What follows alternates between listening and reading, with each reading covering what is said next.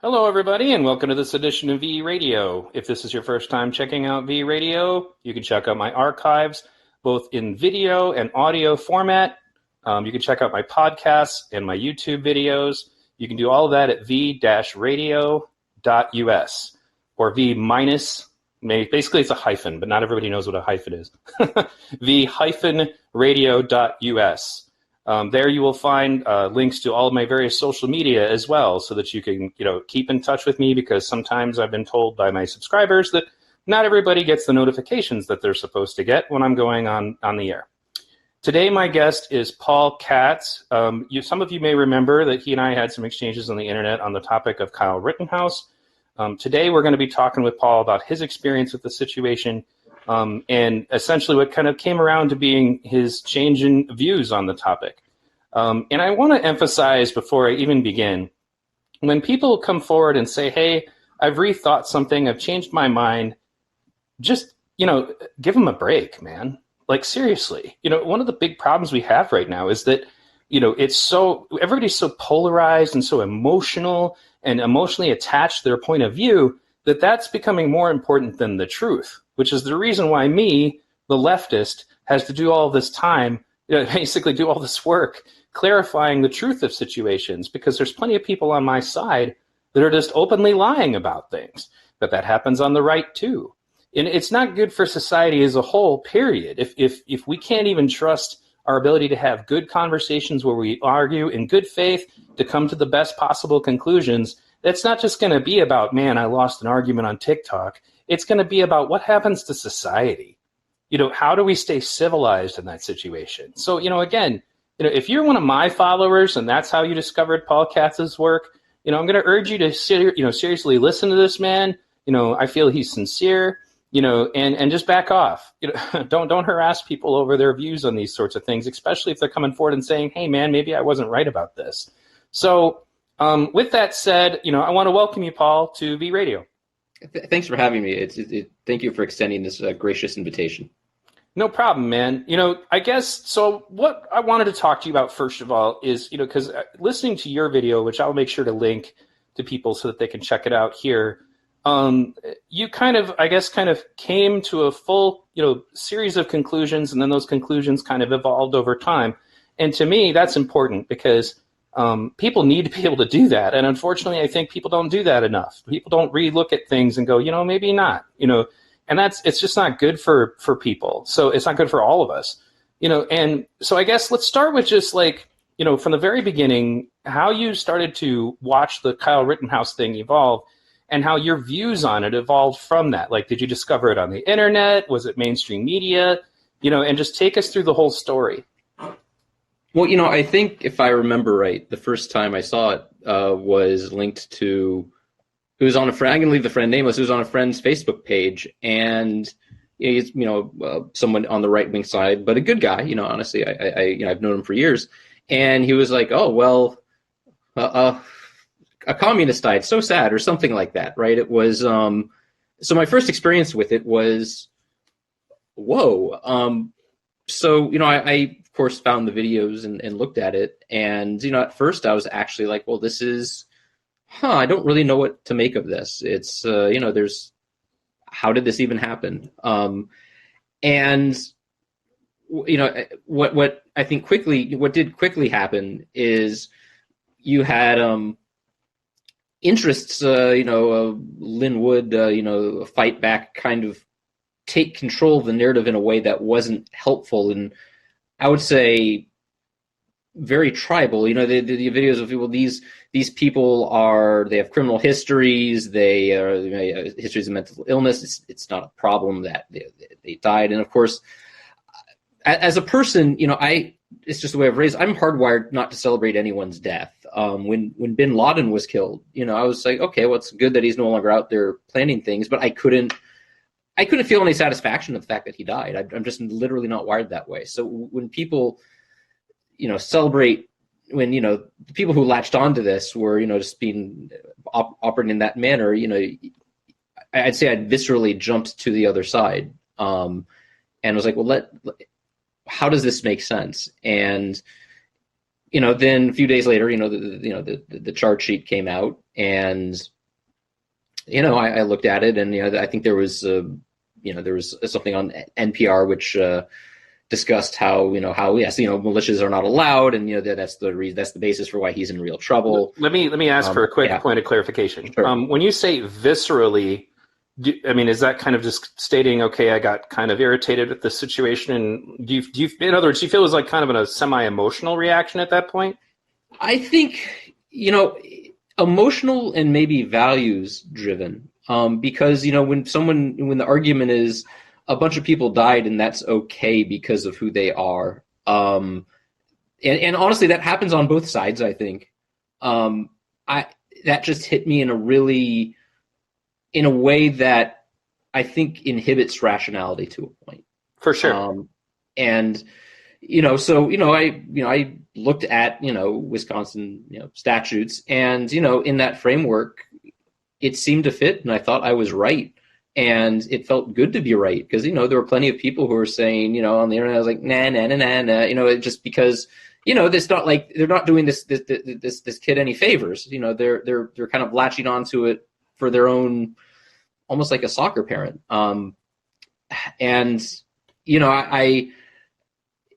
So yes, there was clearly commentary on the internet, on news sites and things like that. And I eventually created that the YouTube videos, and you saw them and commented on them,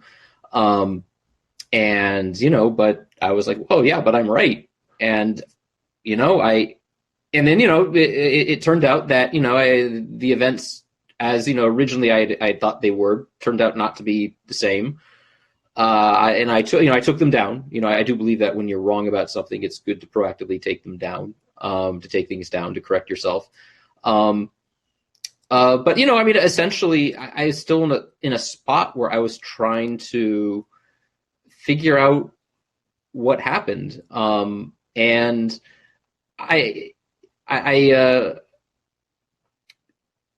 certainly I was active on Twitter, and mainly in engaging folks who were pro I would say pro Kyle, which I actually, I'm not sure, it's a weird term really. You're kind of almost dehumanizing him. Right. I think at the end of the day, he's a person who and it's so yes, we there was a lot of back and forth. Well, I feel this way, the way the statute is written, this is true. Well, no, that's actually not true. A lot of back and forth. And there are items I think I agreed with on, especially when the Bruce Schroeder came in of, no, this guy looks like a straight shooter. I mean, really, he's going to run a fair trial. And at some point I was like, well, rather than publishing things online, the proper thing to do is, I feel, if I have something, well, that's for a prosecutor to have, and then that goes to court, and there's a lot of layers and a judge that make sure that anything the jury would get would be filtered. So that seemed proper, so that's where, I sent, a couple messages that way. And never really directly heard back, which I think is probably proper. And in the meantime, I'm on Twitter, and I'd say there's a core group of folks who actually are very good at their arguments for Kyle or Mr. Rittenhouse, however and one especially was very patient with me. I use his name, and he walked me through the gun statutes and its evolution, and I looked at the text. I'm like, wow, that really does stink. Right. I mean, I don't know that if that's necessarily I don't know how to properly interpret it, but is it, is it a little ambiguous? They have two substatutes. There's an and there. What does it mean to be not in compliance? Is it one or the other? I mean, there are some interesting isms to this. Not I necessarily think that's incredibly important, but it took me a while just to get to there, and then that's going on, and in the meantime, I'm living life, and just watching things, seeing the hearings go. And then, one thing that I had, latched onto a bit was that, the Don Black police interview where, he, mentions that he was told that there was, some interaction over a window. And, it's in hindsight, that feels like that was a bad game of the telephone. And, what kind of was a wake up call for me was this last hearing when, what was described didn't sound anything like that. And if nothing else, the nature of the initial encounter sounds different. And, my first reaction was, well, I mean, let's figure out a way to salvage the case. And it's like, what am I doing? Like, this is so unnecessary. And, I woke up the next day and I'm like, let's take another look at this. Let's look at the reel again. Because, there's someone, I think, Orkanut, who did great compilation work on this. And, one thing I saw was, as he's walking down, it seemed around the time Kyle Rittenhouse was gaining speed, someone yells, burn inside. And I don't know the facts of like why he was headed to that place, whether someone told him that, hey, the place is in trouble or not. But there's theoretically, there could be people in there, right? It may not be about property only. It might be about property and people. And that actually, I think that changes things a bit. And, again, I don't have all the facts, but I think that's the important thing to embrace. When you don't have all the information and, if you don't, you should butt out. Again, at the hearing, I was gratified to see, Judge Bruce Schroeder, frankly, be very fair.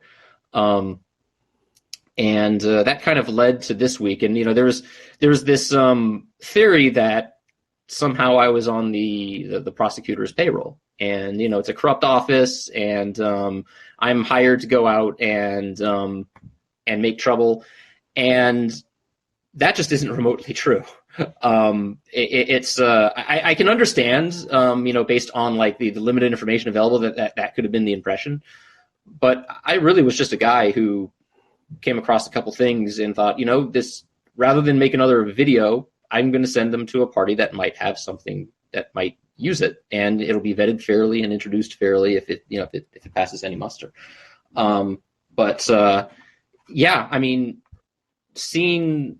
Seeing competent, especially competent defense lawyers, I think Mr. Richards is really good. Democrat, if I understand right. If I remember reading that. It's interesting to see this play out outside the emotions of the internet. Right, and that actually is one of the reasons why I was motivated to try to talk to you about this, and also to give you an opportunity to talk to my audience about this. Because it kind of just, first of all, I do plenty of debating on the internet, and a lot of people look at me like, why are you doing that? Like, isn't it just a big waste of time? Do you ever reach anyone? And an example of that, I really should have done a video for that guy too, but there was a guy I debated called The Non-Lawyer.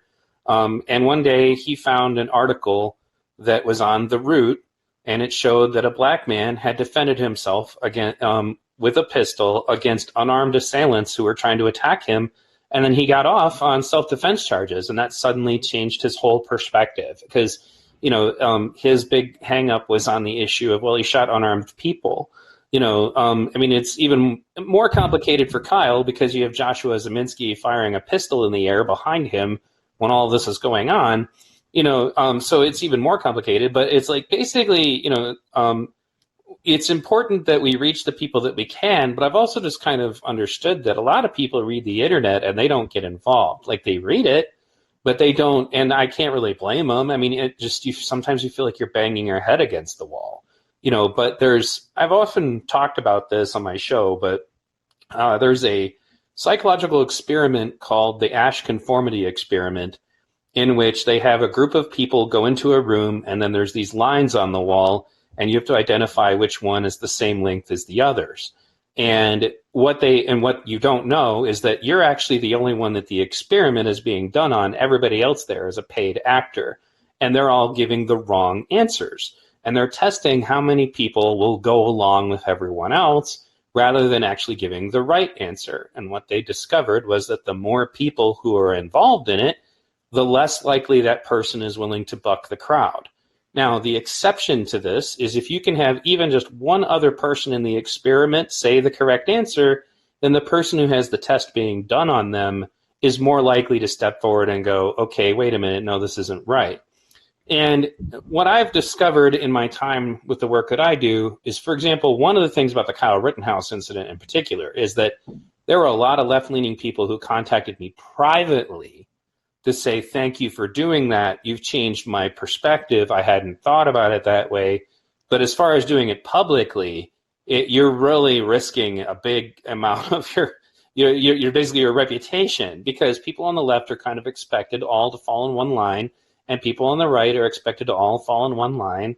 On literally every issue, like the mask mandate issue. Not that I'm going to debate that in this podcast, but the point is that that's been labeled a right-leaning issue, yet Brett Weinstein is a leftist, and he has his own views on the vaccines, and, YouTube censored him.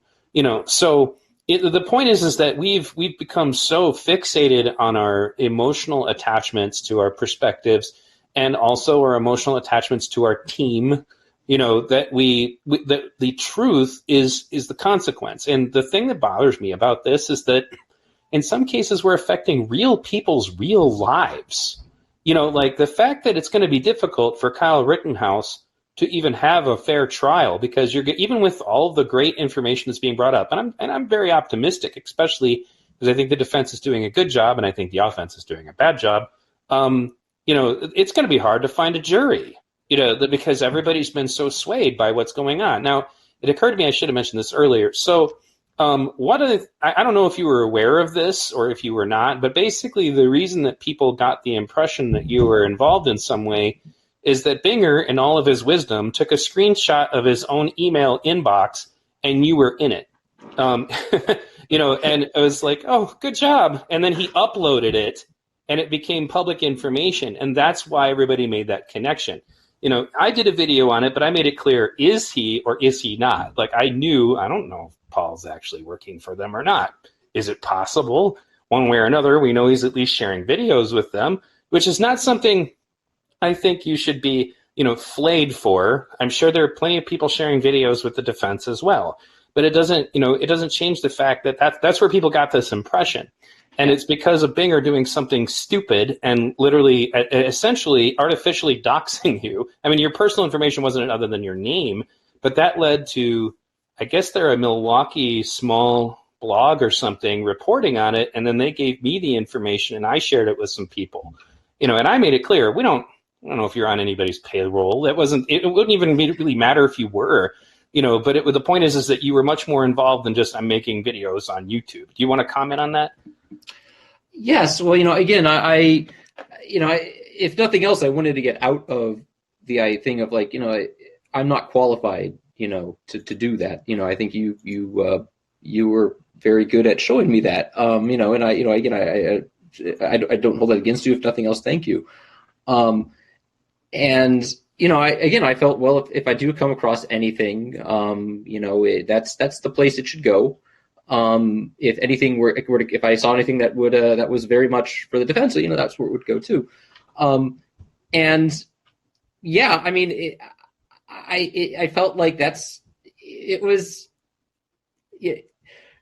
if nothing else, I actually think it's a good idea for both sides to not think the other side is corrupt or cheating, and really, sincerely and in a very serious manner prepare for a real serious court case. Now, I think the defense attorneys are doing this. They're not drawn into this sort of misunderstanding. But yes, no, I really, that was a little bit of a surprise that happened. And I mean, maybe everything happens for a reason. And it certainly drove engagement to me. And a couple of the people online were, especially this one handle, very calm and walked me through things. And yeah, I mean, well, that's important too, because I've been trying to emphasize to people for a long time that, like, I'm not saying I never engage with personal attack with people, but like I try to avoid it as much as possible. But not just because it's wrong. It doesn't work. Like, nobody, like, I'll give you an example. So, like, I had Daryl Davis on my show. I don't know if you know who that is, but he's a black gentleman who attends Ku Klux Klan rallies, and he's known for getting people to leave the Ku Klux Klan. And, one of the things I presented to him was, so if you brought a BLM protest to a Ku Klux Klan rally, how many Ku Klux Klan people do you think you would recruit out of, basically get to leave? He's like, none. You can't get up in their faces and scream insults at them. They're not going to listen to you. He's like, that's actually the opposite of what you should do because it makes people less interested in what you have to say. And that's, I think, one of the problems is that, again, things are so polarized that, it's become blood sport, intellectual blood sport. And that's why I said, like, one of the things that motivates me about this issue in particular, it's not just about Kyle Rittenhouse. It has greater implications on our society as a whole, that there are still people to this day, for example, who deny that Rosenbaum or Huber or any of those people had a criminal record. I still run into those people. Sure. And the only reason it's relevant, I made this point in my documentary. I'm like, look, Kyle Rittenhouse didn't know that any of these people were criminals. That issue isn't relevant. However, the reason I'm bringing this up is because there are so many people that are still lying and saying it's not true. It's not relevant to the shooting itself. Well, if I could bring maybe my most, frankly, the falsehood that I don't like, that I hate the most is when they say the mom drove him there. Like, that's materially not true. We've known that for weeks. That this is a single mom who, I don't know, maybe dropped her guard for a split second and then this happened, right? I mean, being a parent is hard. Right. We have, and, it's like, I'm pretty certain a few times, like, no, that's actually not true. Like, stop that.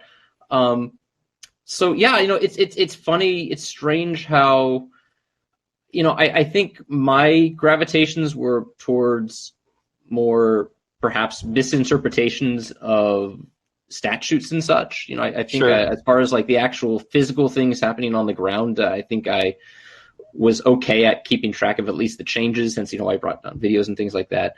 But yeah, I mean the embrace of bad information to this day, just it's amazing to me. It's amazing to me that there's still people who think that she's the one who drove him there, or that he just randomly fired into the crowd.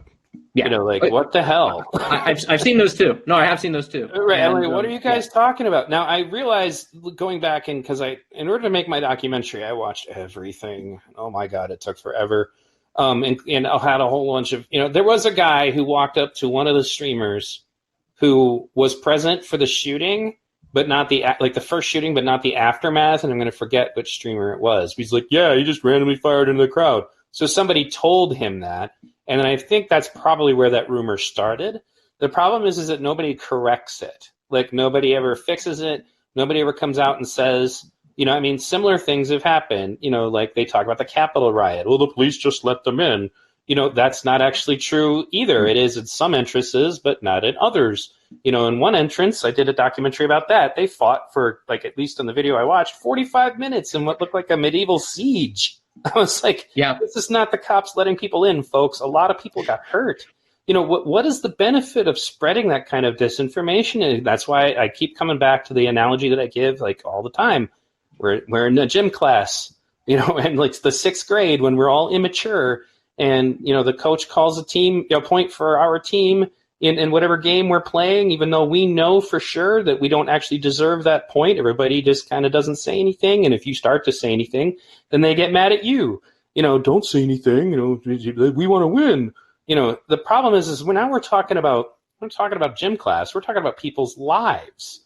We're talking about things that will forever affect them. Like, imagine what, even if he is completely innocent, Kyle Rittenhouse's life will never be normal, ever.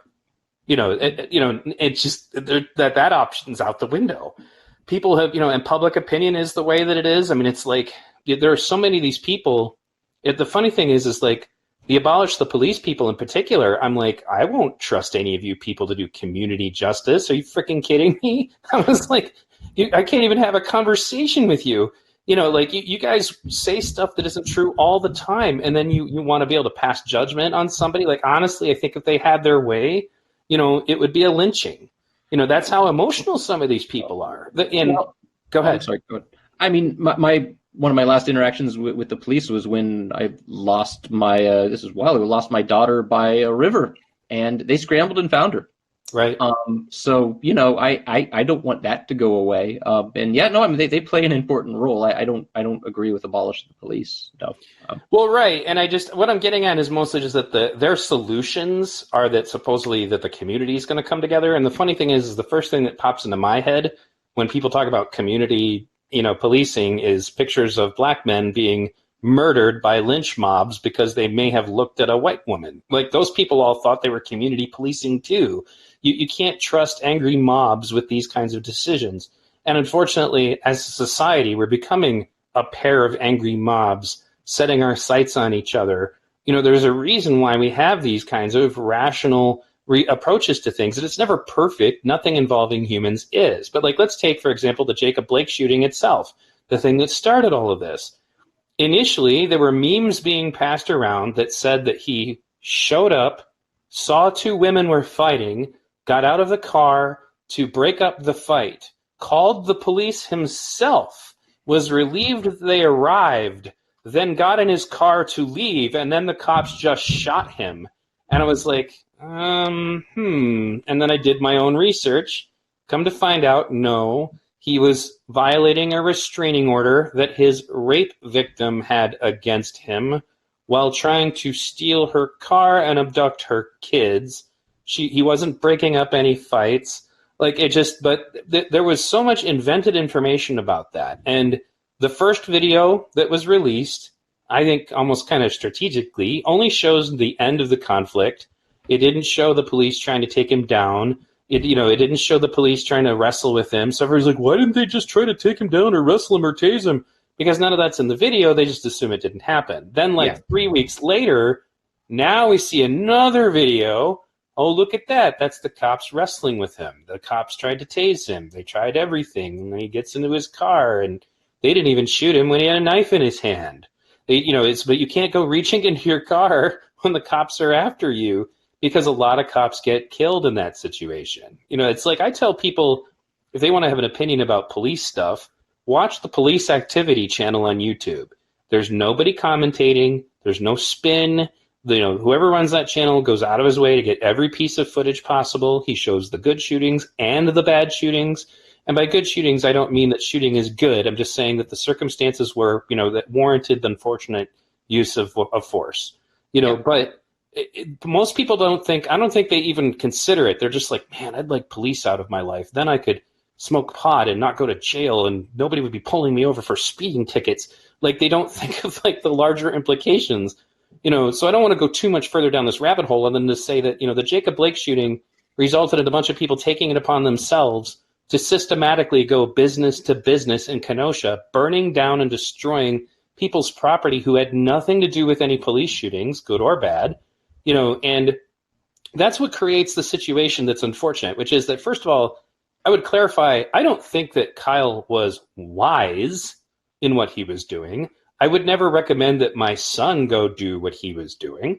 But, as the judge pointed out, and I think this is really poignant, is that we have to look at this through the lens of what was going on, which was total lawlessness and chaos.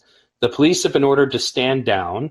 They more or less are allowed to kind of corral the riot like sheepdogs in their armored vehicles. They're not allowed to get down and do anything because they've been ordered not to. And meanwhile, if your stuff is nearby and they just take a mind burning it down, you kind of are left to your own devices to figure out what to do. And it's a breakdown of multiple facets of the system at that point, that leads to people showing up the next day being armed. And we shouldn't be in the situation where that is necessary in the first place. That's where I feel the failure is. But at the same time, some of these people, because there's a big component of this about, well, property is not as important as people. I'm like, okay, sure, no problem. But people's lives are directly impacted by their property.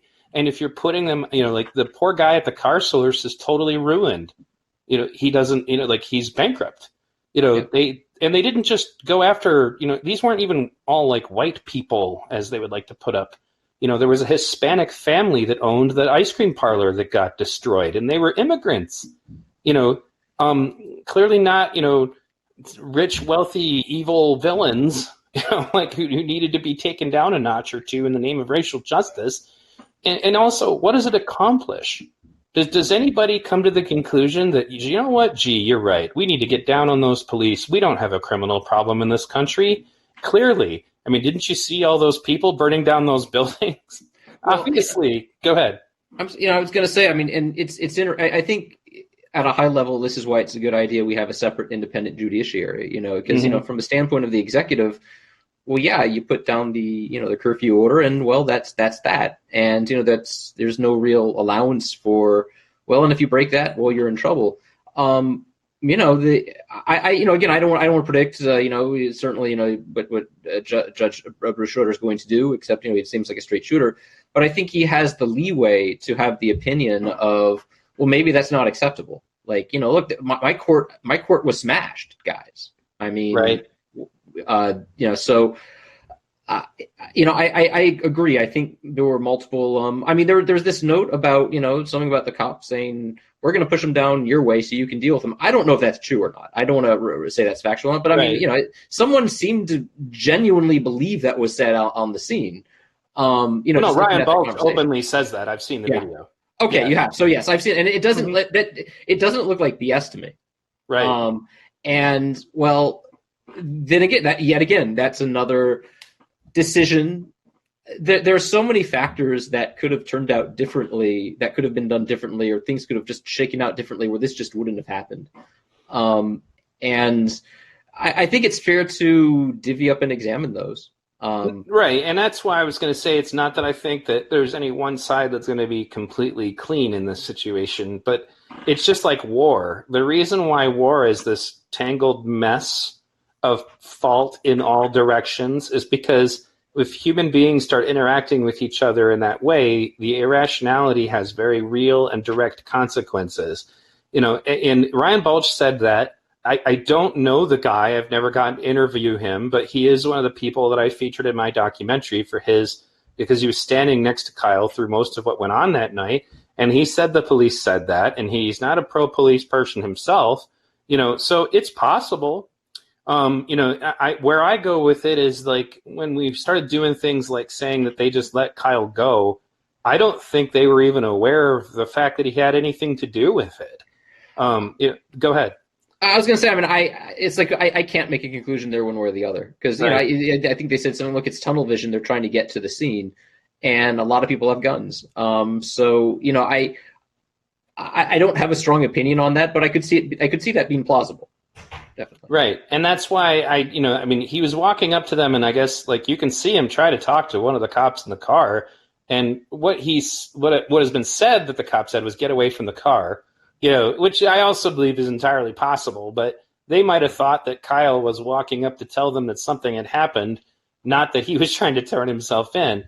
But the point is that what I'm getting at is that they invented a story that they were glad that he shot them, and like that's irresponsible too. So I'm willing to believe that there are tempers flaring and stuff like that. First of all, it's got to be frustrating. This is not a justification, but it's got to be frustrating, for example, to be a police officer who's been ordered to stand there while people burn down the community and you're not doing anything about it. You're not allowed to do anything about it. You're being mistreated by all of those people who are screaming fuck 12 and fuck the police over and over and over again all night. That's going to have an effect on anybody. And again, not a qualifier, doesn't mean it's okay, but everybody's kind of dehumanizing the police in these situations and not really being realistic in their expectations of how anybody would react to what it is that they're doing. But at the same time, like I kind of come back to the same thing is that this conflict, I watched every piece of footage I could get my hands on. Like before the part where my documentary starts, it was literally them throwing, like the Black Lives Matter protesters were throwing objects at the armored vehicles.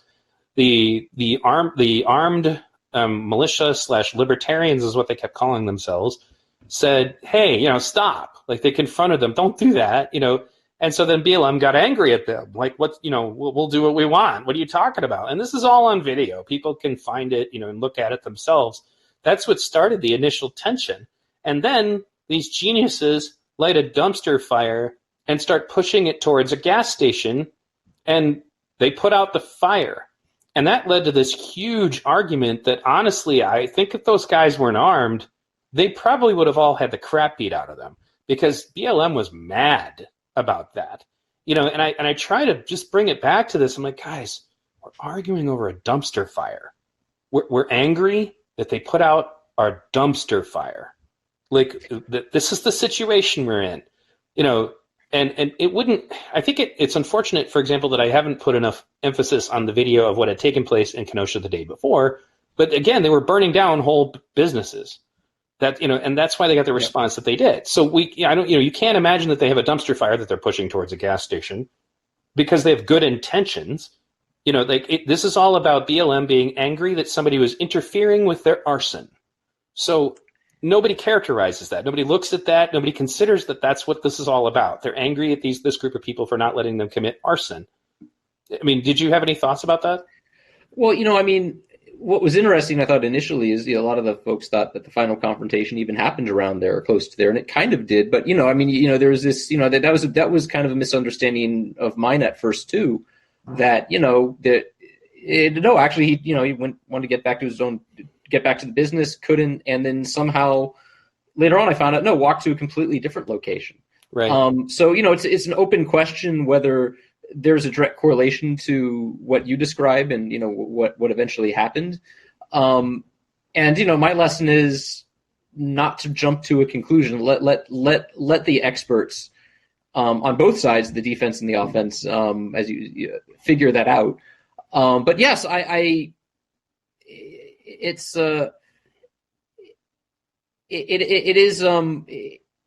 it's scary that things can descend into that environment where, yes, you have things burning down and businesses burning down. And in DC we had a little bit of that too. Right. I don't think it was as bad. But yeah, and a lot of it is peaceful. There is, I think there are some bad actors who give peaceful people a bad rap. And it's a tough question to figure out how do you keep the 90% of people who are there for good reasons, let them do what they want to do, peacefully, while handling, the other percentage that, just wants to break stuff. Well, right. And we encountered that same problem in Occupy, because the Black Bloc, now known as Antifa, would basically hang around our camps. If we would go peacefully march, they would walk around behind us and break stuff. They would throw bricks into windows, and and we would be like, dude, cut it out. Because back at that time, the left was still committed to nonviolent, Martin Luther King-esque activity. And what evolved out of that was that we would be in a situation where we would literally be telling the media, look, that wasn't us. It didn't have anything to do with us. Well, unfortunately, what's going on now, and Daryl Davis pointed this out to me, and he's not wrong, that there are still a lot of Black Lives Matter activists who are not interested in that kind of stuff. And that's absolutely true.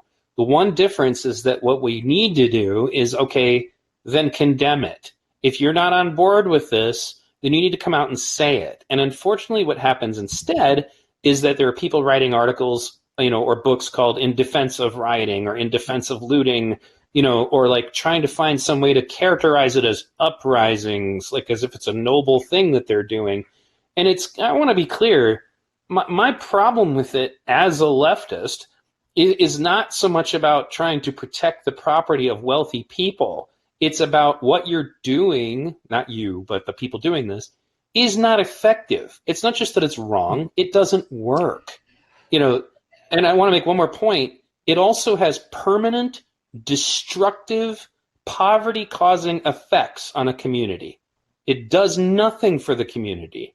It makes businesses less likely to come there, which is the reason why Los Angeles still hasn't even fully financially recovered from the Rodney King riots. And those were decades ago. They bring up the Tulsa Race Massacre. Well, there's a reason why racists went and destroyed the black people's city, not their own. Go ahead. Well, I mean, when you talk about uprising, I think it comes to a question of societally, how do we want to invest in the general public and the children of the general public to kind of stem this a bit. It's amazing if you start a music academy in the poorest neighborhoods, or and you train kids, you'll have an all-star orchestra in no time. It really doesn't matter where you're from. If you Sure. invest there, maybe you can stop to a point these things from happening. But there has to be agreement to make those investments, to have that type of emphasis. And it's hard. I agree. If you want to support protest, you want to ensure that people, can express themselves. But yeah, I mean, just burning down places you're right. It takes a long time to build anything. I mean, especially, if you're in a place with good building codes, and it takes minutes for it to go up in smoke. So, I mean, I agree. Well, and at the same time, like it has been shown to destroy the credibility of the Black Lives Matter movement. Like I think I had a statistic at one time, like it was like 70% support went down to like 36% support over the course of all the rioting. And they're correct to point out that most of them, this is the funny thing, is two statistics, well actually, yeah, 2 or 3 statistics get thrown around. The first one is, 96% of them were peaceful. And then somebody else brings up a statistic, says yes, but 98% of the riots, and there were over 500 in 2020, involved Black Lives Matter. So it's the truth that most of them were peaceful, but the ones that were not, and 500 riots in 1 year is not an insignificant number of riots, did involve them, and they don't do enough to come out and say, look, stop doing this. This is not what we're about. And that's where we run into problems, because at that point then there were people who would have supported what they were doing who are not anymore. And the other thing that I've noticed, which Antifa contributes to this quite a bit, is that there were people that were, say, moderate Republicans before all of this started who would have been aghast at the idea of, say, federal troops showing up at these riots and rounding everybody up and, disrupting their civil rights and throwing them in camp somewhere, who are now becoming more and more comfortable with this idea of draconian measures. And I think that's a direct consequence for this very ill thought out, misguided, quote unquote, activism. That's why I said it's not helping. It hurts the credibility. It hurts the credibility of the anti-racism movements. It hurts the credibility of, the far leftist movements, especially the anarchists. I don't even get that stuff. I'm like, okay, so your solution to convincing people that we don't need the police and we don't need the state is to walk around as a roving gang of violent people and attack people you don't agree with because they may become fascists someday. Nobody who's ever watched Antifa just walk up and beat somebody up for holding an American flag has ever thought to themselves, gee, I guess we don't really need the police, huh? I guess we don't need the state. We could just, let this roving gang of people randomly beat people up, and that will solve all of our problems. I'd say, that's the funniest reason why more and more leftists are turning on Antifa all the time, including anarcho-communists I'm talking to who agree, like, no, you're right, that's pretty silly. It's not going to convince anybody that we don't need the state. And I think that now, it was another point that somebody made, is that in many cases, both on the right and the left, some of the personalities that are attracted to these situations are the kind of people who are looking for an excuse to be violent and destroy things anyway, and this just gave them permission. And that's how you end up with people on both the right and the left. Like, there's stuff that the Proud Boys do that's obviously completely unacceptable. Well, what I mean was, what was interesting is you had, the people on January 6th looking for Antifa. Right. Like, we're ready for it. I'm pretty certain there were. Actually, one thing the mayor did a very good job of was keeping people at home, saying, you know what, just let the truth play out. Don't get involved. But no, I mean, in a way, it was like lunging at windmills. It's like, we're going to go take out Antifa. We don't really have them. I don't believe we have them here, really. I don't think it's necessarily. I don't know for sure, but I don't. I've lived in Virginia, been in Washington D.C. for years. It doesn't feel like the type of group that's around here, but they were convinced. We're ready for them. Well, Well, right, and that's the funny thing is that on the same side of, I mean, I guess on the other side of that, I would point out that there's also this element that we just talked about, for example, that obviously not everybody in BLM is involved with violence or interested in it. Yeah. There were plenty of people that were in the Capitol that day who weren't interested in hurting anybody or destroying anything. And the point that, and again, obviously, I'm not a Trump voter, duh, but Trump did. And the funny thing is, I listened to his stuff live, knowing full well that somebody was going to mischaracterize what he said. He openly said to peacefully and patriotically let our voices be heard. Like, it seemed from what, if you just followed exactly what he said, then they would have went over to the Capitol and got loud and protested outside. That's it. That's what he called for. Now, there were other people who had other plans, obviously, because they were manipulated by QAnon, and that kind of plays back into what we were discussing earlier about how the media, the social media, can just make you nuts. Yeah. Who went to that degree, but it wasn't everybody, and it was a large group of people, and it, of course, now information is coming out that some of the people involved may have been FBI agents who just thought that they were kind of infiltrating the situation to see if anything really bad was going to happen.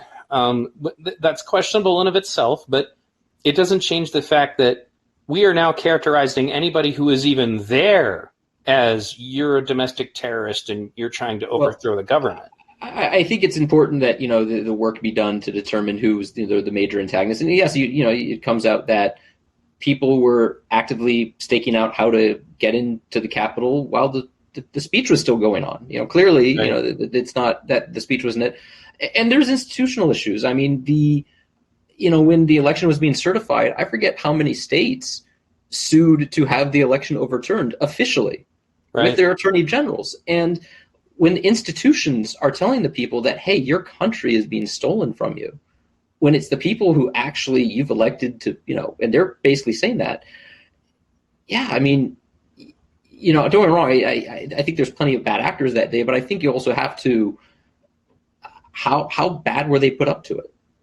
Well, right. And what is it that they believed? Because that's another element to this that bothers me, is that, first of all, the people who are have a vested interest in racial tension, the race baiters, people who literally make money doing this, they needed their proof that there's this enormous white supremacist group. And I'm thinking to myself, ironically, as I'm watching the footage that I think New York Times put together in their very biased documentary, was, wait a minute, that's footage of a black man fighting in the tunnel fight, and he got knocked out. And look at that. All these Trump supporters are taking so much care of him. Like, they're taking him out safely, and dragging him away to make sure he's okay. I'm like, this is not just a white supremacist thing, guys. I'm not saying that there's no white supremacists there, but I never got the vibe from talking to any of these people that their goals were white supremacist. I guess maybe part of the problem is that now, we talk about words getting misused. Like, I just did a video about fascism and Nazis, because at this point we call everybody who doesn't agree with any aspect of leftism a Nazi. They're calling moderate Republicans Nazis. They're calling left-leaning Republicans Nazis. They're calling anybody who may have voted for Trump a Nazi, even though I know plenty of people who voted for Trump in many cases just because they didn't want to vote for Hillary. Some of them were people who would have even voted for Bernie Sanders, who openly told me that. Some of them are people who said they would vote for Tulsi Gabbard this time around. It's like they need a boogeyman to justify all of the stuff that they're doing. So to them, this presented an opportunity to go, you see, we told you there was this huge white supremacist problem. And if that's what they think it is, they're not being honest with themselves about the true nature of what goes on in Trumpism. And that's why, the other point is Blacks for Trump was present. Like, that's an organization within it, within that group of people. And so I guess what I'm getting is only to say that there's this motive to characterize these things to justify people's perspectives on who the enemy is. And it's very easy to manipulate humans towards an enemy. That's a well-documented, ironically fascist strategy. Well, I think one of the challenges of the whole thing, because, when you really look at it, you had at all levels of the election, if a politician could say, there's doubt here, Let's Right. this thing could be stolen. The people who actually were working the election seemed fairly actually very honest. Actually, the ones who basically could go to jail if they misreported numbers. But at every level, if it was politically advantageous, people would be like, something smells wrong, something's not right, and attorney general's doing that. You had all this accountability dodge, where you had very few people say, guys, this was actually the result. We have to live with it, right? Right. This is just what it is. And I think when you have that universal dodge, it builds and builds and builds to the point where you have, as I said, attorney generals basically trying to overturn the election, where this has to go to the Supreme Court for some reason. Where you have states basically claiming standing, like Texas suing some other, Pennsylvania or something like that, as Sure. if that would ever have a chance. But it sends the message that something is seriously wrong. And yeah, I think it has a role in setting that up. I don't know if, I don't know. I do think there were some just genuinely bad actors in the January 6th thing. And I think the investigations will turn that out. But I think there was a lot of angst and rage that could have been dodged by better honesty and accountability at all levels. Well, right. And I also think it kind of, another element to this that, was infuriating to me, which is why I made a documentary about this topic, was that when you look at the way the media is covering this and talking about concerns about domestic terrorism and all that, in their minds, January 6th is the only riot that's taken place in the last 5 years, as if there weren't 500 plus of them in 2020. And they never want to discuss any of that, and I hate to say it, but the conservatives are right that no, it's completely unfair and ridiculous. For example, they're talking about federal buildings. Okay, well, Antifa and BLM were attacking federal buildings all year. They weren't the White House, they weren't the Capitol, but I think it doesn't change the fact that, the right is completely legitimate to say, well, why the hell didn't you guys say anything about any of this earlier? It almost makes you think that it's almost as if like the left in some ways set the stage for people to go, oh, okay, so breaking into buildings and doing stuff is what we do now when we're mad at the government. I mean, I've seen it going on all year. I guess that's what we're going to do. And again, doesn't justify it. I would never take part in something like that. But we've set a precedent that's how people were expressing themselves politically at the time. It was to do just that. And I think the main reason, especially ironically, right after the first day of Biden being in office, Antifa showed up in Portland and attacked the Democratic headquarters and had anti-Biden signs. And the flyer that they were distributing to get people to show up, to do this black bloc activity is literally the White House on fire. I'm like, oh, that's interesting. Yeah. So, you guys were all about, it's all about people trying to just, overthrow the government, and that's bad. And, but now you are suddenly really quiet about it. Now that a different, a group that you think is once again on your team is saying very similar messages. And that comes back to, one of the things that drives me nuts, which is the reason I call myself a left-leaning independent, is that, nowadays, we've already discussed the team sport aspect of it, but it's that people are turning off their brains to any information that might make their point of view incorrect. And that's why I felt it was really important for people who, have been following what you did, following what I did, following what other people have been looking at this, take a moment to recognize we have a human being who examined the information, had a very strong opinion about it in one direction, and then continued to examine the information, and then eventually put themselves in a situation where they're making a public apology videos and talking about it on Twitter, making a donation in the other direction of the situation. Like, this is profound and important, and more people need to do it, period. Not just about this issue, about other issues. People make up lies about Trump all the time. And the reason that frustrates me is not because I'm a Trumper. It's because of that crap, I can't even have a constructive conversation with people about the problems I legitimately have with Donald Trump, because they are immune to it at this point because they've been peppered with so much nonsense. It's like there's plenty of legitimate things to say about the Republican Party and Donald Trump. We don't need to make stuff up, especially stuff that's just wild and fantastical, because then it gives the other side a reason to not listen to anything we say. And this goes vice versa. But it seems like, to me, we're in a state now where like people don't want to debate anymore. They just want to get rid of the other side. And I see more and more damaging rhetoric to that degree all the time. Like I did a video a while ago called Moderate Republicans Are Fascists. And I showed them conversations of what was going on in different places in Facebook and the Twitter, and where they literally believe that now we're getting to the point where anybody who ever voted for Donald Trump should be exposed. They should not be allowed to get a job. Some of them go so far as to say that they should, these are really extreme people, but that violence should be done on them, and that is not a good look. Something that Crystal Ball said on her show at the time she was still on Rising, she pointed out we've created a scenario where the other side doesn't just disagree with me. The other side is evil.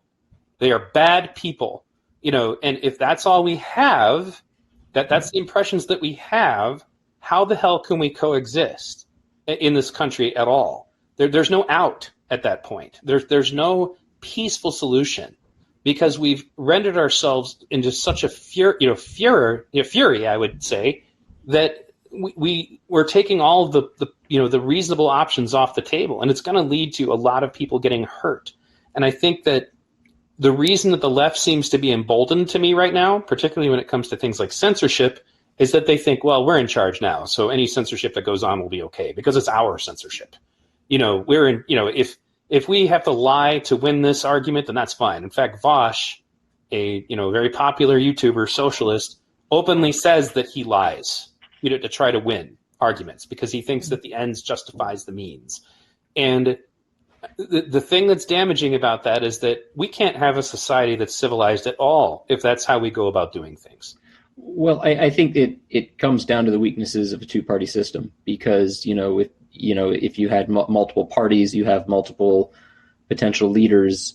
And, if one of those parties gets, we'll say, a questionable one, it's not like they suddenly run the show completely for, the next 4 years. I certainly have had plenty of issues with Donald Trump for a variety of reasons. We don't need to get into that. Sure. But, the challenge is that if someone, let's say, of questionable ethics gets your party's ticket, but that party is associated with values you hold dear, well, what do you do? Right. But yeah, there's plenty of people who just voted for Trump because they didn't want to vote for Hillary. And it's ridiculous that those were our solutions. Those were the options we were given. Not that it was much better this time around, in my opinion.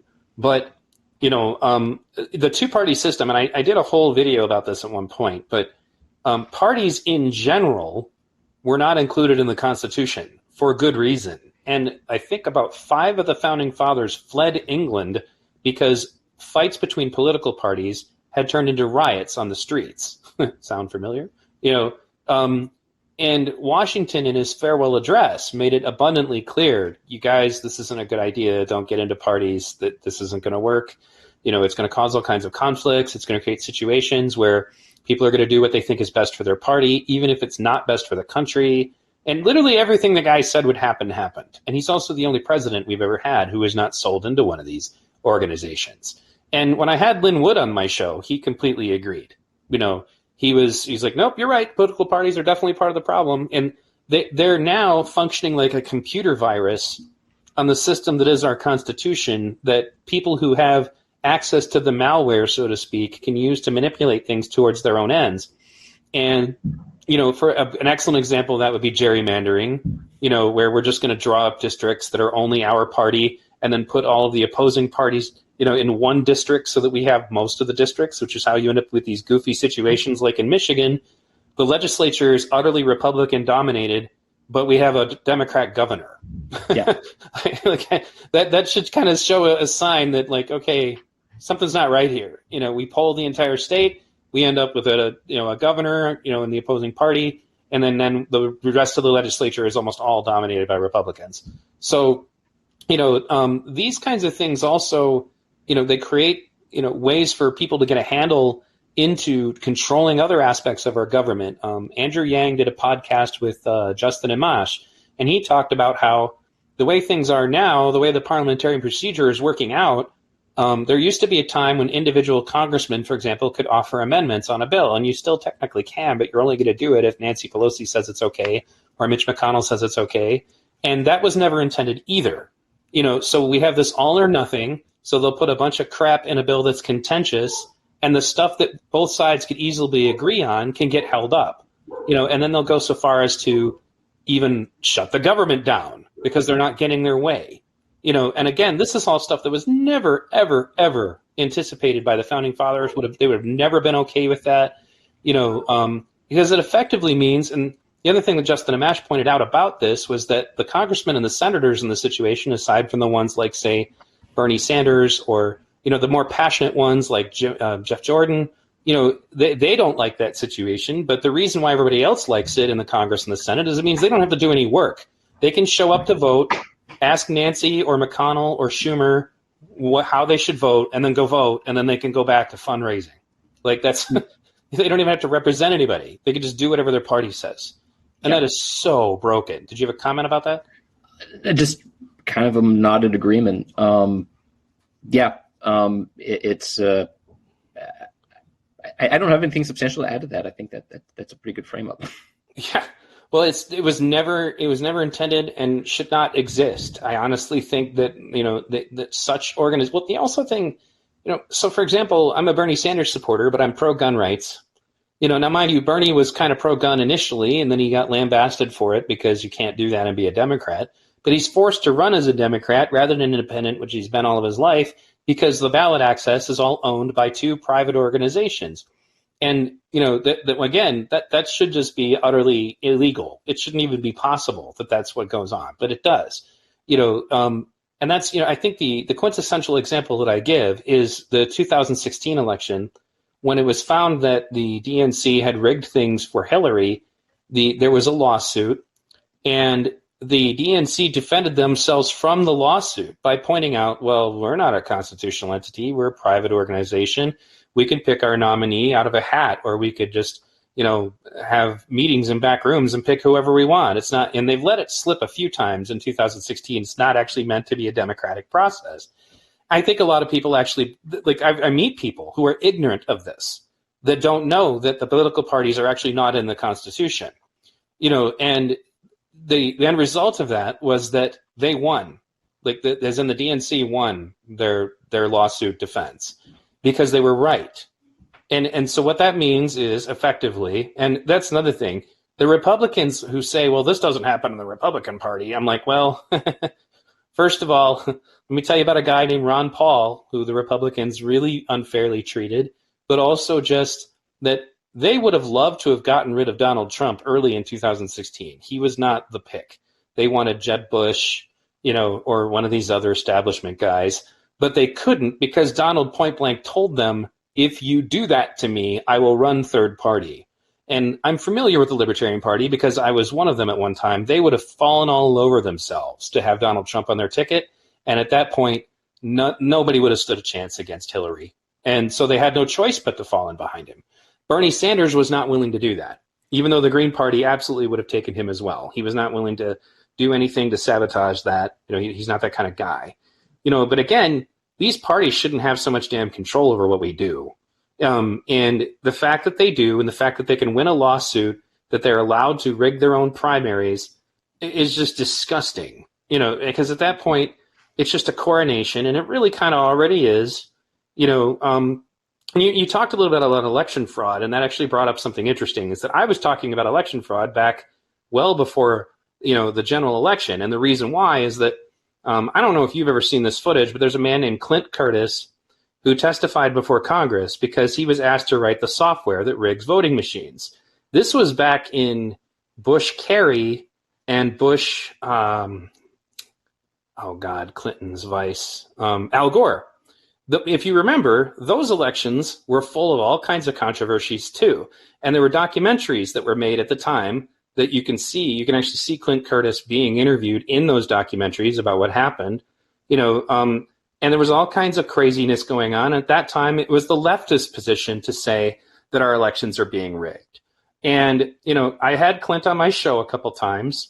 He's running for Congress now in Florida, and he's a Democrat and a progressive. And he just wants to bring attention to this problem. And he pointed out that our country is one of the only countries left that even uses those machines because it's just impossible. It's too easy to rig anything that's running on code to give you whatever answer you want.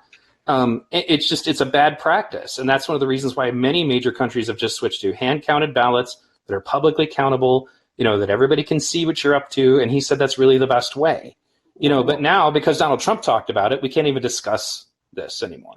Well, in a way, I think mail ballot voting is handy in a way. I mean, it has to arrive at a specific address. In Virginia, we have a great system. I mean, it's tracked every step of the way. It's convenient. I actually kind of hope that, we learn things from this COVID thing we're going through. And one of them is that you can have a very secure system that isn't mechanical using our good old fashioned mail system, with controls. But it's certainly something that, it's certainly something that, you always have to upgrade and pay attention to. Well, right. And, I don't know if I'd be comfortable with the mail thing as a solution myself, but it doesn't change the fact that what I was mostly getting at was just to say that to suggest, for example, that's entirely a right-wing position is that this is one of my frustrations when I deal with young leftists, is that they have no sense of history. And I'm like, you guys weren't around when Al Gore questionably lost the election and then the Supreme Court ruled that he lost, and then later they counted the ballots and found out that he didn't, but by then Bush was already president, and then we go to war, and all these things that were in Bush's agenda happen, and then John Kerry, that whole, everybody talks about that joke of "don't tase me, bro," but one of the things that guy was trying to talk to John Kerry about was that there were machines that were counting votes backwards and all kinds of stuff was going on, And I guess what I'm getting at is just to say that some of these things should be nonpartisan. Everybody should have a vested interest in whether or not our elections are sound, period. It shouldn't be a left or right thing. I guess the problem, and Clint pointed this out too, he's like, well, what people are going to have to recognize is that this is a problem that needs to be important whether you're winning or losing.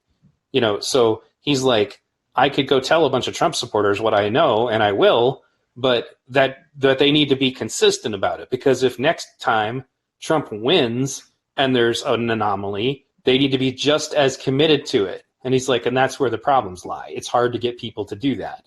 It comes back to the volleyball game analogy I gave earlier. But so anyway, getting back just to the main reason why we were talking initially was just to say that, I think that this is what my work is about. And I hope that, being as how you have been through the full spectrum of these kinds of things yourself, that other people will consider that I don't care at the end of the day if you disagree with anything that I say, not just you, just people in general. Did you think about it? Did you analyze it yourself? Did you really get into the meat and potatoes of it? And if you are being told by other people not to talk to people who don't agree with you, which is a common thing right now, or if you're being told that it's okay to censor people who don't agree with you, what would the purpose of that be? Who would want you not to think about things and not engage with people who don't agree with you? Who would want you to censor an opposition, and just not to let them talk? Because that's the direction that things are taking. And I think the problem is, this is something else I talked about with old leftists about, that they think that the censorship stuff is okay as long as we're the ones in charge of it. And they don't recognize that, there was a time in this country when the right was totally in charge of that. If J. Edgar Hoover could just censor any kind of leftist ideology, he totally would have done it. McCarthy, everybody talks about McCarthyism, when they were literally having panels to try to find communists in this country and expose them. That's when the government overreach was definitely not on our side. And things like censorship they're just too dangerous. Mankind cannot be trusted with this power. And powers of things like propaganda, the ability to convince people of things, and without any kind of evidence, we as humans need to do better as a whole, left or right. Because how are we going to govern ourselves in any form of civilized fashion if we can't have honest, good faith conversations about the information as it's presented? There's a lot there. And yeah, I mean, it's strange in a way that, you know, I mean, the internet in a way creates an opportunity for that, but in a way it also creates camps. So that's honestly a lot to unpack there. And I don't have any easy answers. Well, there aren't a lot of easy answers other than let's try to get people to be responsible. You know, let's be activists towards that. You know, let's get people to think. Yeah, and you know, I think, you know, inside, you know, I think it's good to engage with other sides. You know, I certainly have, you know, friends on Facebook who are on, you know, certainly more right than I am, and you know, we talk about things every so often. You know, sometimes a little heated, but you know, we kind of, you know, I think a good neighborhood bar. You know, I go out. We have a dad's night around here. You know, you go out, you talk to people, and you know, there's varying opinions there. So, yeah, I think it comes in a way. I think it comes down to good old fashioned community institutions to facilitate those types of conversations. It also means that I think we need to create more news organizations that are actually devoted to the principles of journalism and not the principles of, you know, what we have now, which is like our news is about as real as WWE is as far as compared to, say, Olympic wrestling. You know, it's entertainment that's created for a certain purpose, and to facilitate. And we come back to the Kyle Rittenhouse thing. For example, they left side media uses a picture of Gage Grosskreutz surrendering for like 0.2 seconds before then he points his gun at Kyle again. As soon as Kyle lowers his, you know, they just pointed it, said, then he shot people who were trying to surrender, or he shot him in the bicep, like, because they know there are people who want to hear that. You know, even though it's not true. There was a time when our journalists actually cared about being good journalists and being the first to have the truth and expose the truth. That used to be once, long ago, what journalism is about. And now it's just not. And we have to take control of that. And now the internet can be a good medium for that. But at the same time, we as people need to see the point of that we also need to be honest. We also need to be self-correcting. Otherwise, we're just adding to the noise. Sure. I mean, you know, I think that was, you know, I don't want to comment too much on, you know, I kind of learned my lesson, you know, in a way. I don't want to comment too much on it. I think it, you know, again, I don't know exactly what happened there.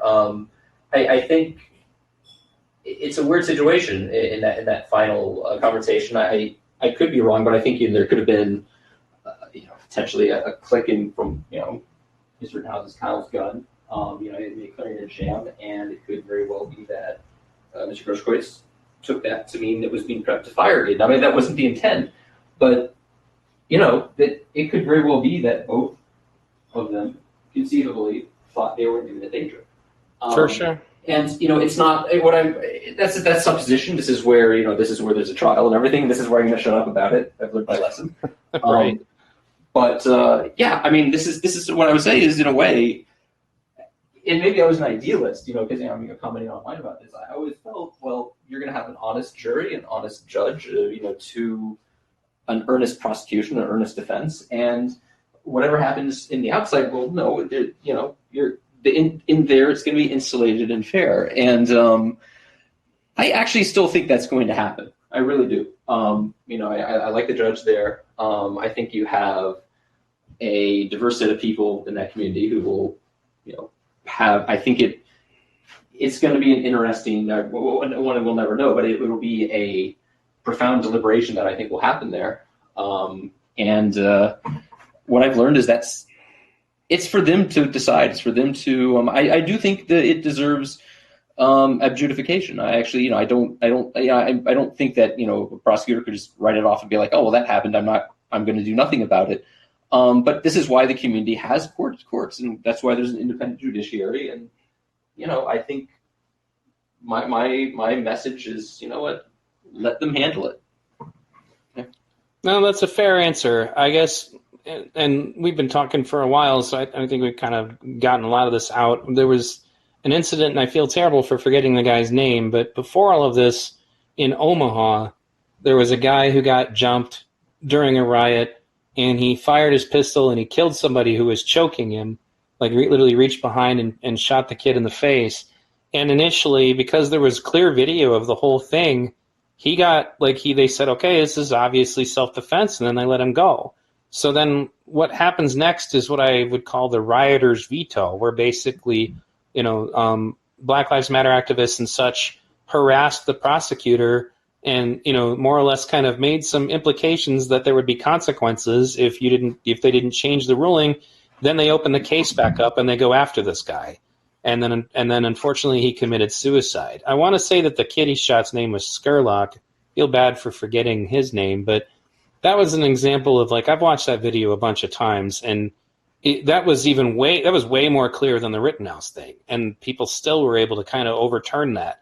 That's where this trial becomes something that's central to the future of our society, is that we can't let this become an emotional or political thing. And that's what really worries me, is that, there are people who, if they could be on that jury right now, they would say Kyle was guilty no matter what was presented to them, because they really need him to be guilty. They need him to be wrong because he's not on their team. And if we get to a point in society when mobs get to determine what is and is not justice, I fear for the future. I would, and again, this is maybe me being an idealist, but I honestly think it's true. This is, there's going to be a question there. This is where both sides weigh in on it. And I generally have faith in juries. I think they're going to get a good group. I think Judge Schroeder, he's increasing the list a bit. He's increasing the size of the jury pool to account for things. There's going to be a fair set of questions. And this is, again, what I was doing online in a way was kind of based on the faith that, no matter out there, what happens in the courtroom is going to be fair and, well heard and, with the rules in place. But again, it's just something that it's best to not make, let those processes play out. And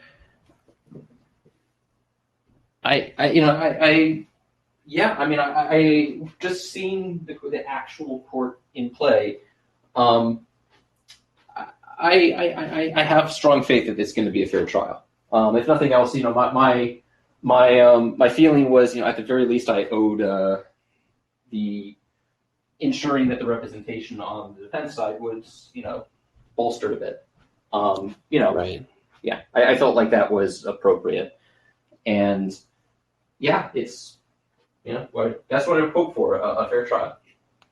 Well, yeah, and I think that's a good place to kind of begin to cap it off. I would agree with you that I certainly hope that it is. My any concerns that I have now are actually, ironically, not even inside the courtroom. They're going to be about how the public reacts, and how much impact that's going to have. I don't think it's going to have any impact on this judge. He's been very clear he's not going to let it be political. I've actually been pretty happy listening to him, in these conversations, and I agree with you there. That was going to be a question of what kind of judge we got, and but I do say, we point out about the defense fund, for example. Actual Justice Warrior just did his video about this, and it was kind of like a, what the hell does he need the donor list for? People have already lost their jobs because they've contributed to the Kyle Rittenhouse Defense Fund. So, what is the benefit of that? If that information goes public, then a bunch of people are going to be punished just for participating in this process to be sure that this kid has a competent defense lawyer. The only point behind that was attacking the funding of the defense team, is to try to prevent Kyle from having an adequate defense. That's where the ethics on the part of the prosecution in this case was really messed up. And all the other stuff that he wanted pushed in, to me, it looks like an act of desperation, honestly, but it's also just, okay, so we're going to make him guilty of murder because he got in a fight with a girl who was fighting his sister. We're going to make him guilty of murder because he was outside of a CVS that was being looted, and he just said an offhanded, stupid, I'm a kid talking crap comment about how if he had his AR, he would do something. And then it was like Binger then turns that into, well, he did do something. He called the police. I'm like, okay, what the hell's wrong with that? It was almost like he was trying to characterize him as, like, maybe it's because he was calling police on black people, which I guess is racist now, no matter what those people are doing at the time. It's just, he wanted to make the case, ironically, it looked a lot like he was literally trying to make the same arguments that I run into on Twitter. Like, I was like, he can be, this is the part people need to accept. He can be a Republican. He could be pro-police. He could be a kid who got into a fight with a girl who was hitting his sister. He could be all of those things and not be guilty of murder. That's possible. And that's kind of why I want to butt out, because I think there are rules in place in the courtroom. I think the judge is a straight shooter, and I think that a proper refereed courtroom with an earnest jury will come up with a sincere verdict. Like, the events you describe, I don't know if the CVS was actually, in trouble or not or anything like that. I don't know. I mean, but, it's important that, there are rules of evidence that are followed, and that, rules of admissibility that are followed.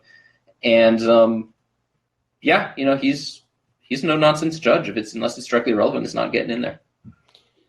All right, Paul, I'd like to talk to you very briefly after we're done recording here, but first I just want to say thank you for coming on, and, you did something really big to be able to come forward and say, hey, I don't agree with the way I did this, and I've changed my perspective, and, and even trying to help, that took a lot of courage, and that's why I've tried to tell people who value my input, like, okay, can you guys back off of this guy now?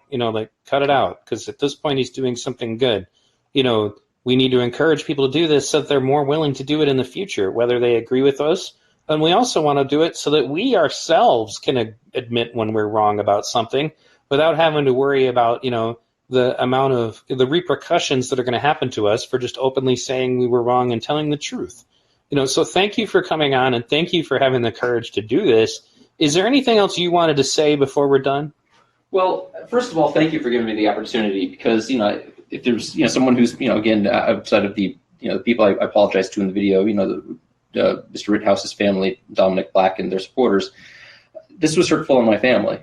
And, my wife, my kids, I've been apologizing for them to them, because they should have to deal with all this.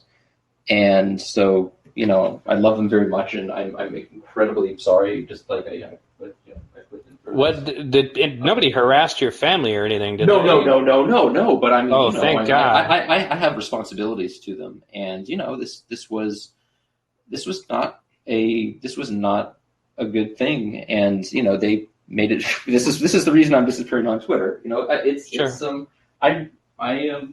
not a good fit for me, and I hope that and so thank you for the opportunity. Right, I can to be able to speak here, and I think again, I just want to say to anyone who felt like I was really I want to apologize for anyone who felt like I was just just being cruel, or it was never even wasn't about him. It was just you have these people who are glorifying the deaths online, and death is an awful thing, and so you want to prove those people wrong, and you wake up one day and you realize, wait a minute, I have to cut that out. Sure.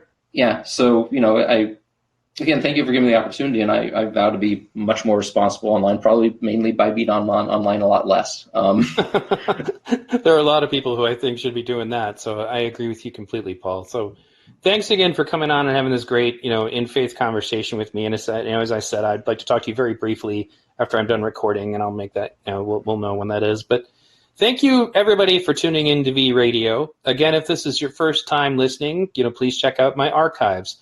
I've interviewed senators, congressmen, presidential candidates, activists, documentary filmmakers, just like long history going all the way back to 2008. My political views have evolved some over the years. My current content is really not as much about hammering on right versus left as so much as thinking and not thinking.